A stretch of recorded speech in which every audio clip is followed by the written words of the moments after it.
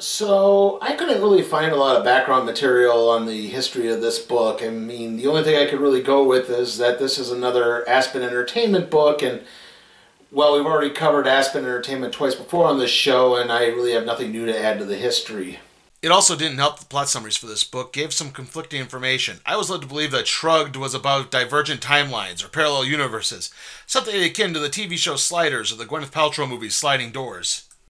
But that's not really the case at all. Instead, Shrugged centers around the concept of the shoulder angel and devil. You know, those little devil and angel characters that pop up on a character's shoulders whenever they're having a crisis of conscience. Well, in the world of Shrugged, those characters are real, and they come from a world called Prospecta. And Prospecta is divided into two different states. The home of the angelic characters, which is called Elysia, and Nefaria, which is home to the devilish characters. In particular, this story focuses on an Elysian named Angela, or Ange for short, and a Nefarian named Devonshire, or Dev for short. Yeah, those names are really subtle, aren't they? Ange and Dev are in charge of the guidance of a young high schooler named Theodore Langstrom, or Theo for short. The two try to guide Theo through the perils of adolescence, high school, education, bullies, girls, etc., with Dev actually working more of an angle of trying to get Theo to be more assertive and confident rather than being truly evil, though Dev does frown on things like tests or following the rules of sport. Instead, any truly evil actions seem to be dictated by a small group called the What If Mafia. These beings are the ones who try to push Theo into things like shoplifting, which even Dev disapproves of. The What If Mafia is at the beck and call of the newly elected Nefarian leader named Ember Silva. Theo has two friends, a lackadaisical goof-off named Tom and a minister's daughter named Kiori Fisher. Theo and Kiori are just friends, though Kiori has been dropping some not-so-subtle hints about wanting more. Unfortunately, Theo is a teenage boy, which means He's an idiot. one last thing. Theo is apparently aware of Ange and Dev's presence in his life. He's constantly being distracted by the two's arguments. Ange and Dev have also made an impact on the corporeal world, with Dev going after a bully named Walker Owens on one occasion. Today we're covering the first volume of Shrugged, which consisted of an 8-issue miniseries and 3 preview comics that I basically just used for the preamble to this. So, let's begin Shrugged, Volume 1. Theo takes a brief diversion from his commute to school to do some tricks at a local skate park. Unfortunately, an attempt to impress some cheerleaders with a rail slide ends with Theo suffering a minor mishap. Tom arrives to help Theo dust off, and the two make it to the Maxwell Hall Preparatory Academy. As Theo prepares for biology class, Ange and Dev continue to argue over the teen's development. It's frog dissection day, and Theo is partnered with Kiori. The only thing that could possibly muck things up is a frog fight breaking out. A frog fight breaks out shortly thereafter as Theo gives in to the What If Mafia. Class ends and the biology teacher is forced to pick up the mess. Things begin to escalate at lunch as Theo comes to the aid of a kid who Walker Owens is picking on. Dev actually appears to manifest once more, causing the bully to stand down. Theo is then sent to the school counselor, Dr. Brockton's office. Brockton has taken a special interest in Theo, whose talk of hearing voices in his head resembles similar circumstances of his brother Mitchell. Yes, it appears that being in contact with one's shoulder deities runs in the Langstrom family. Unfortunately for Theo's older brother Mitchell, it overwhelmed him and he wound up taking his own life. A few days later, Theo is competing in a cross-country meet, and Theo winds up giving in to temptation from Dev and taking a shortcut to victory. Said shortcut proves to be more perilous than previously thought, as Theo trips over a tree root and begins tumbling into a small ravine. This time, Ange manifests in the physical world, guiding Theo to safety. Theo re-enters the race and begins approaching the leaders, only to literally fall flat on his face as his feet get tangled up with another runner. Afterwards, Theo joins his friends for pizza, where he tells the story of his little flight across the ravine. They don't believe him, and Theo eventually heads back to his home to catch up on homework. He starts struggling as Ange and Dev begin arguing once again. Finally, he reaches a breaking point and yells at both of them to shut up, leaving everyone rattled. The next day, Theo's session with Dr. Brockton gets interrupted by the fire alarm going off. Theo manages to hook up with Tom and Kiori as the trio try to take a shortcut through the industrial arts classroom. Unfortunately, the second door to the room is locked as the fire begins to work its way through. On top of all that, several large monsters begin emerging from the flames. Let this be a lesson to you out there to always follow your school's fire escape plan. Don't go wandering off. It's dangerous.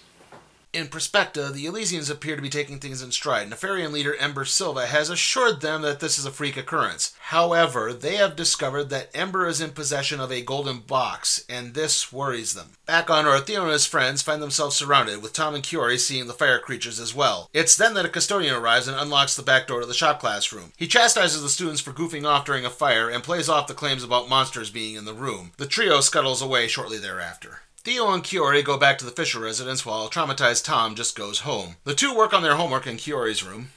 Yes, they're doing homework. Kiori's preacher father is in the house, so they're not going to do any fooling around or anything like that. Get your mind out of the gutter.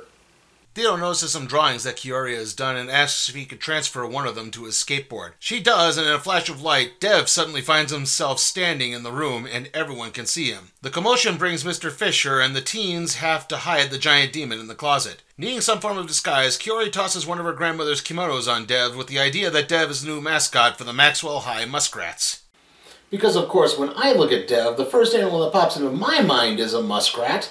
Theo and Kiori try to smuggle Dev back to the Langstrom home, only for the muskrat mascot to hitch a ride with the high school band to the pep rally, which, despite the previous fire, is still going on. Soon, the kimono is off and Dev is partying with everyone. To add to the weirdness, Theo is acting strange. He's worrying about things like accident percentages, and he's starting to speak in a flowery tone. He also apologizes to Walker Owens after bumping into the bully, rather than hurling insults at him. An incensed Dev tosses Theo into a lawn sprinkler and leaves with a group of students in a car.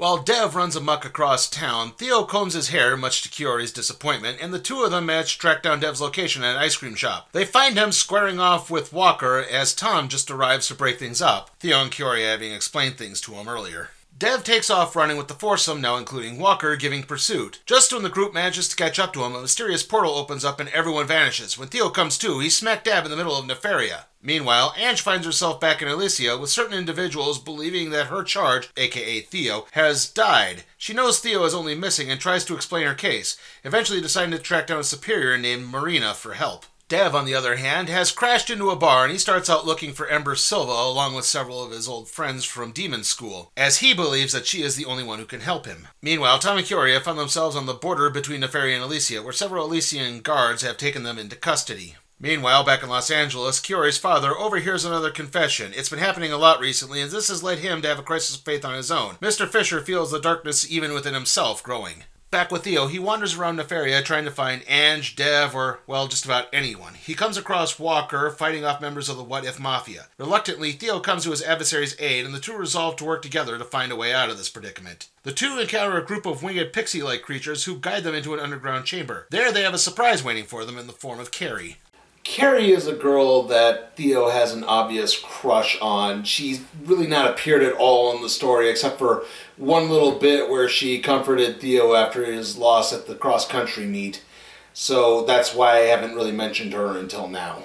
Back with the Elysians, Ange meets up with the group of Elysians who are assigned to the individuals who were brought through the portal. It's then that Kiori and Tom arrive. The Elysian leader, Noble, explains what's been happening. Prospecta is powered by the decisions humans make in the real world, with there always being a balance between Elysia and Nefaria. Lately, that balance is being thrown off and the Elysians are losing. Mankind keeps wanting to take the easy way out of things. Things are beginning to come to a head, and it looks like another war might be about to break out. Back with Dev, Ember Silva states that she's aware of his situation, and now Theo needs to be located for the next phase of the plan to begin. Moving on to Theo, Walker, and Carrie, she explains that Theo is the one responsible for them all being here. Theo is brought before the life force that powers Prospecta. Theo needs to return home to bring balance back to Prospecta, and the others will return with him when he does. Any further explanation is interrupted by an attack from Nefarian forces. With no other way to save his friends, Theo leaps into the portal that should lead back to Earth. Except he doesn't make it back to Earth. Instead, he comes out looking like a combination powered-up Nefarian and Elysian. The sudden paradigm shift is enough to cause both Ange and Dev to faint.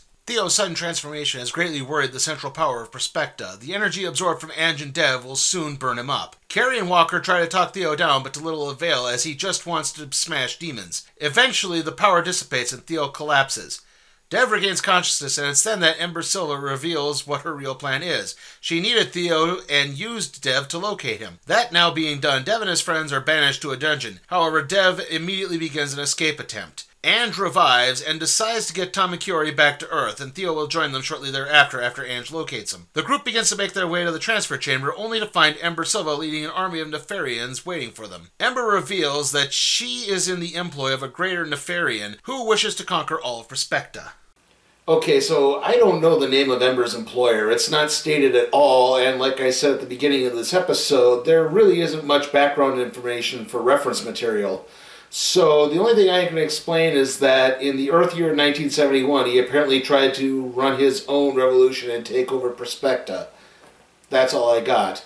Also, Ember has like this chief enforcer thug goon type, and I don't know what his name is either. I think it's mentioned at one point later in the comic, but I'm not entirely sure.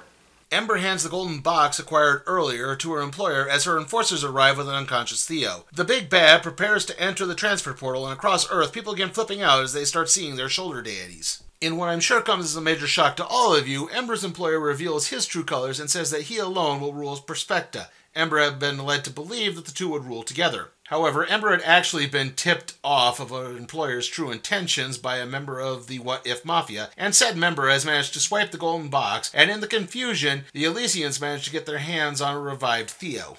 As all this is happening, Dev and his group meet up with Walker and Carrie, and they make their way to Theo and the others, with Theo realize that they have to stop the bad guys if they have any intention of getting back home. Meanwhile, the central power of Perspecta interjects himself into the fight between the villains, and in the fracas, Theo manages to get the hands on the golden box. Ange KOs Ember Silva as Theo runs towards the portal with Ember's employer in close pursuit. The two begin fighting over the box, causing it to eventually open. It's then that the chief powers of Elysia and Nefaria appear. They unite their abilities to banish the villain. The two explain to Theo that they are the ones who maintain the balance in Perspecta, and Theo is a unique soul, and it runs in his family. Theo is then reunited with his brother and grandfather, who tell him everything will be explained later, but for now, Theo and the others have to be returned to Earth.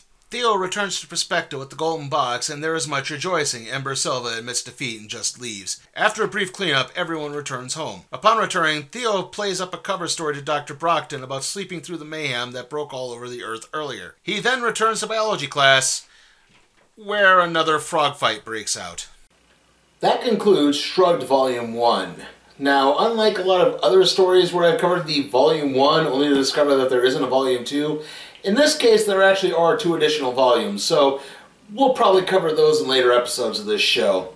As for Volume 1, well, I do think it's a decent enough story. I like the premise, it's pretty intriguing, and a lot of the characterization, in particular characters like Theo, Kiori, and of course Ange and Dev, do come across as being rather believable and grounded and, like I said, interesting. I am looking forward to get more of this.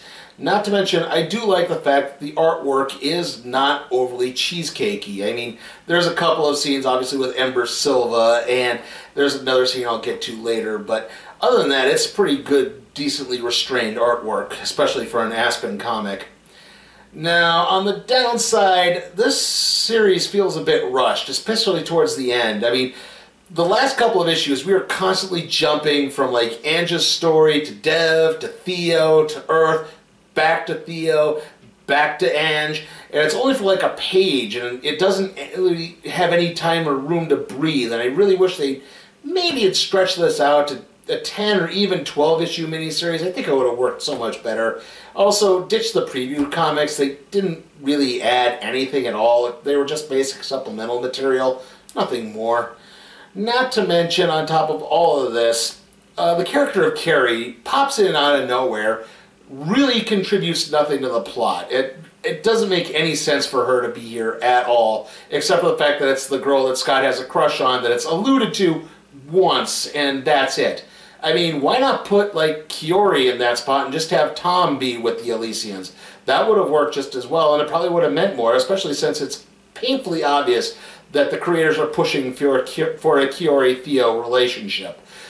So, yeah, Carrie doesn't add anything at all. Not to mention, Ember's employer and her enforcer also really don't add anything to the story. Like, maybe they could have just been one guy who was making a power play of his own rather than anything else, but again, they just, that kind of adds to the sort of rushed feel to this. And while I did praise the artwork earlier, there is one scene that just comes across and rubs me the wrong way. I know this is a nitpick, but there is a scene in which Kiori and Tom are together in Nefario, and she's trying to scale the wall to get into Elysia, and Tom just uses this as an excuse to look up Kiori's skirt. And it's just like, okay, this character has shown no inclination to do something like that, and now you're making him look like a total perv.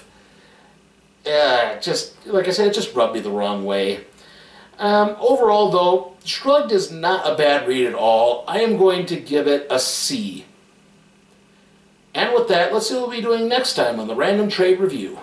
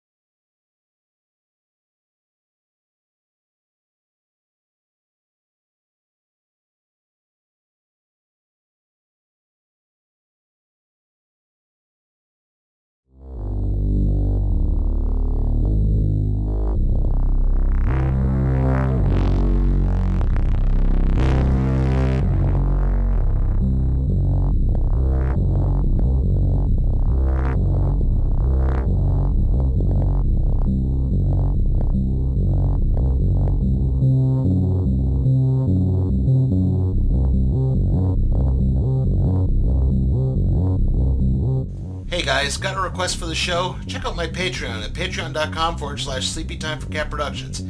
And if you like the video, give it a like, share it, subscribe, and ring that notification bell.